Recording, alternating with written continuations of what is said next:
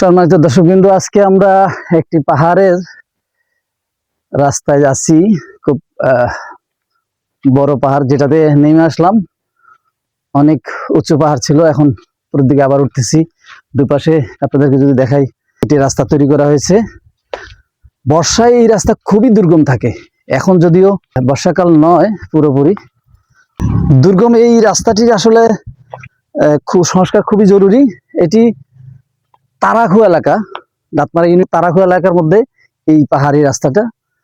খুবই দৃশ্যগুলো খুবই সুন্দর। তবে যদি আমি এই পাহাড়ের কথা বলি, রাস্তার কথা বলি, রাস্তাটি দুর্গম। আপনাদেরকে আমরা দেখানোর চেষ্টা করেছিলাম এই পাহাড়ি রাস্তায় মানুষ চলাচল করে, কিন্তু প্রচুর মানুষ বসবাস করে।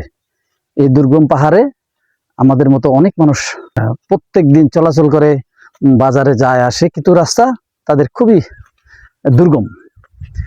বারবার হয়েছে রাস্তা, কিন্তু টেকসই কিংবা মানসম্মত না হওয়ার ফলে কিছু রাস্তা এমনিতেই বা প্রাকৃতিক কারণে নষ্ট হয়ে গেছে, যা খুবই জরুরি এই মুহূর্তে সংস্কার।